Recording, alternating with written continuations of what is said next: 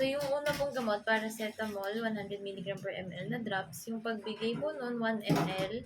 Every 4 hours po yun as needed for fever. Ibig sabihin, pag may lagnat lang, so dapat, nag-check naman siya po using thermometer. 37.8 and above. So, pataas. So, pag 37.8.9, yan bibigay ng lagnat. So, every 4 hours kayo mag-check. Okay. Tapos mag-sponge bath, pwedeng paliguan. And then, pangalawa po, ito yung anti-diarrheal. Racecadotril, 10 mg per sachet. Ginagawa po dito, didi-dissolve o itutunawin niyo yung isang sachet sa kalahating basong tubig. Kaya ako tinatanong ko nagmi-milk kasi pwede siya sa milk actually, pwede siyang ihalo. Opo, Nagpa-bottle ba siya? Hindi. Opo, sa water po. Ayun. So, pwede yun. Pwedeng ihalo po sa tubig. Kahit konting water lang. Okay.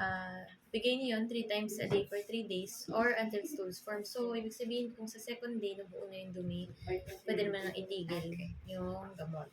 Although, depende sa resulta ng mga Lab po bukas. labs. Kasi minsan, pagka amoeba, ano siya, matagal, malbuo. Kahit nagagamot nito, ibang gamot yung kailangan. Yung pangatlo po, probiotics, 1 vial. Ang itsura niyan yung parang nebule. Apa, nakaano na po ako din sa baby ko din. 1 vial once a day for 7 days. Para lang to sa gut flora din. And then, ito po yung parang hindi madi-dehydrate or sachet. 1 sachet po, itutunawin niyo sa 1/2 glass of water din.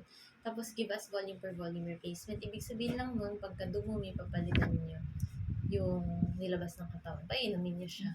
Kahit isang sachet nun. Usually, pagka 1 liter ng tubig yung gamit, 4 na sachet. Kasi parang 200 1 liter, 4 na sachet. Okay. Pero kasi po, pagka yung 1 liter na yun, Hindi niya dapat good for maubos. 24 hours lang.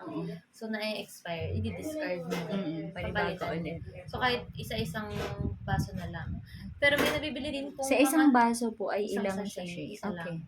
Pero may nabibili din pong mga, yung timplado na, familiar kayo sa mga Viva Light, Apa. Veja Light, pwede Apa. yun.